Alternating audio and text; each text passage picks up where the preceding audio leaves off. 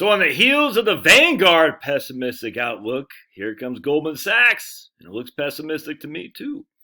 Interesting. And actually, a guy sent this to me saying this is a counter to Vanguard's argument, and I don't think it's a counter at all. I think if anything, it reinforces what Vanguard's saying. So let's dive into this. First and foremost, this again, all these things are subjective. No one knows nothing. In fact, even in this article itself, it says after what we saw in COVID, no one knows any risks that we see lurking behind the door. We don't know what's coming next, but we never do. Never do. I guess the closest thing they could possibly quote know, would be the Fannie Mae debacle. But no one knew when that was going to happen. You know what I'm saying? And, but we knew tech stocks are a bubble. Did you? Did you really? I mean, you knew there were high valuations for sure. You didn't know it was going to bubble because what happened with September 11th? No one knew. I mean, no one knows anything. So the point being is, it always comes back. As I hear this too. Well, it has always come back. We don't know if it will, but it has. But what's down is awful hard to deal with, man. And the idea, it always comes back.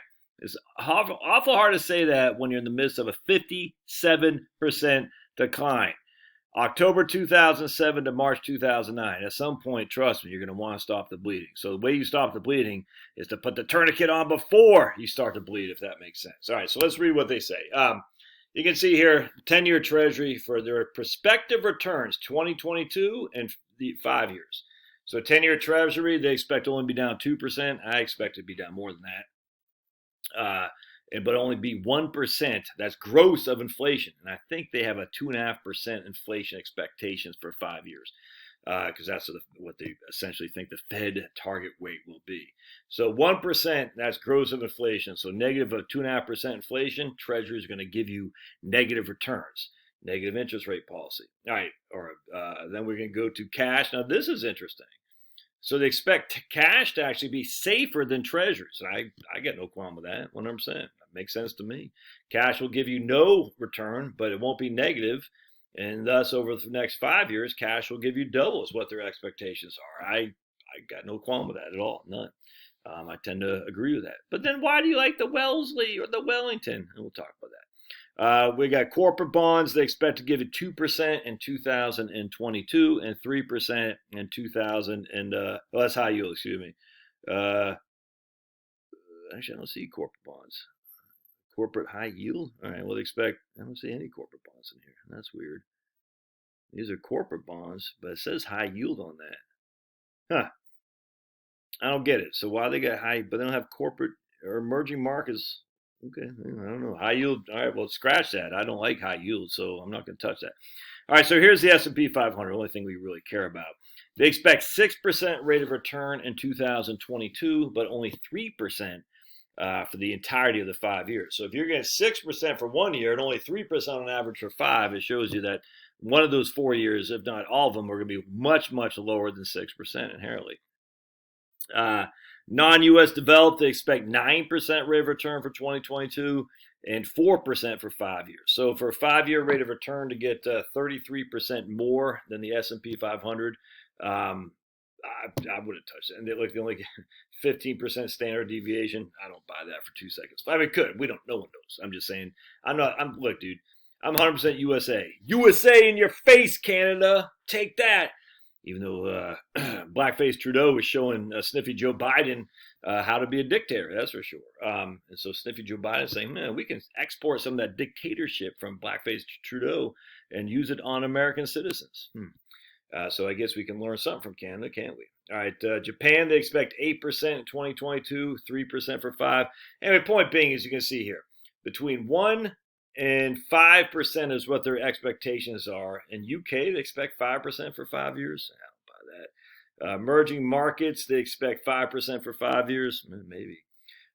Taxable moderate portfolio, they're expecting 4% in 2022 and 2% in 2022 through 27 on annual. So that's pretty pessimistic. They're not going to say it's pessimistic, but here's a good case. So again, their central case, a base case probability, is 2/3 of the time they expect to get 6% rates of return. Their good case is 20% of the time, so 1/5, and they expect to get 13% rate of return. Bad case is a 15% probability, and they expect 19% down year, which is year-end 2022. So This is their primary. 2/3 of the time they're expecting 6. 20% of the time they're saying it could be 13. And 15% of the time they said it could be down 19. That's just for 2022. So check this out.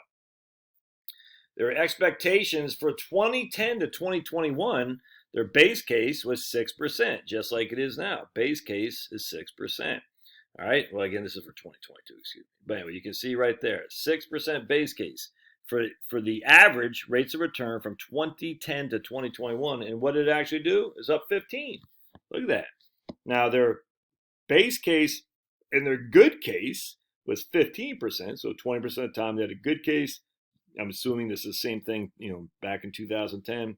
65% of the time they had a base case. If you average these out, it would get you an 11% rate of return for the 11 years from 2010 to 2021, or 12 years, I guess.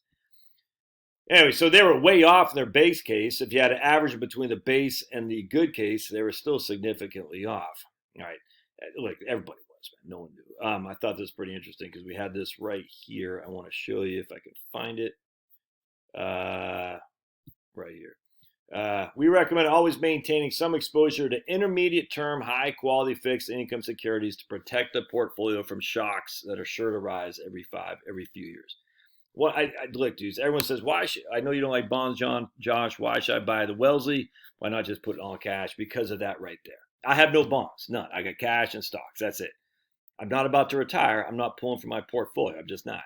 If I'm about to lose my job, if I'm about to retire, then I would say you should have Wellesley or Wellington, because we always recommend maintaining some exposure to intermediate term, high quality fixed income securities. Wellesley and Wellington do that for you perfectly. There's another quote in here that I like to. Let's see if we can't find it. I'll just pause it real quick. Hold on a sec. One thing we have learned with certainty about COVID-19 is that we do not know what surprises lurk around the corner. I completely agree. Anyway, so let's just go back here because I want to show you something about this. Let's see, what was that? This right here. All right.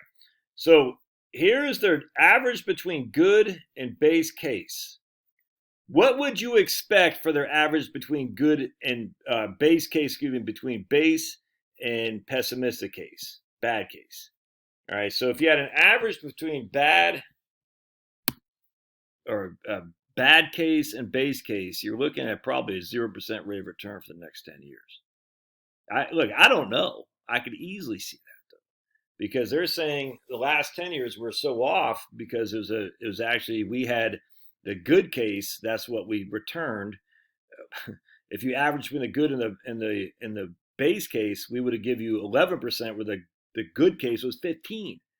So now you got to look at in the invert of that, the mirrored image of that. Say the base case is 6, the negative case is what? They don't give us a 10-year projection that I can see in here. And I think that's a pretty good place to lay your hat on. And so if we can squeak out 2% rate over rate, year over year return in some bonds, and say 4% in stocks or something like that, and that's not a bad portfolio. It's not going to make you rich. Those days are gone of it getting rich in the equity market. I think. I mean, I could be wrong. I'm not expecting to make me rich, and you shouldn't expect to make you rich too. Let me just show you something else here too. 2020, the markets returned 18%. In 2019, it returned 31%. And in last year returned 26%. Wait, 18% in 2020, 31% in 2021, and 28% last year. We've averaged for the last 3 years 26% rate of return. So we take our trusty calculator. We say present value. Don't make any payments. We put $100,000 in there. We got 26% rate of return. 3 years. Oops, I gotta do that. One. There we go. We'd have doubled our money in 3 years. That's not happening again, my friends. The wealth has already been made. I cannot stress this enough. How could you not possibly see this? You're not going to get rich in the markets. I mean, you could. The likelihood is so small. You doubled your money in the last 3 years. Do you understand that? Think it's likely to happen over the next 10? I don't. Yeah. Love your thoughts. Real quick, I don't read all this crap, and you shouldn't either. I mean, no one knows. I mean, there's lots of fun graphs and charts and pictures, and all. It's all just make work to keep these guys busy. I like this stuff. I do. I grant you, but no one knows anything. The idea that Paul Krugman over at New York Times or freaking, Meet Kevin. I mean, not. I'm just picking on him. I got no qualm Meet Kevin, but me, no one knows anything. We don't know what's working around the freaking door there. But the best thing we do know is, like they say, A, we don't know anything, and B, keep some short term, or this guy, they're saying intermediate term, high quality bonds to protect the downside. That's if you're about to retire or you get ready to need the money. That's the best thing you can do. All right. Love your thoughts. We'll see you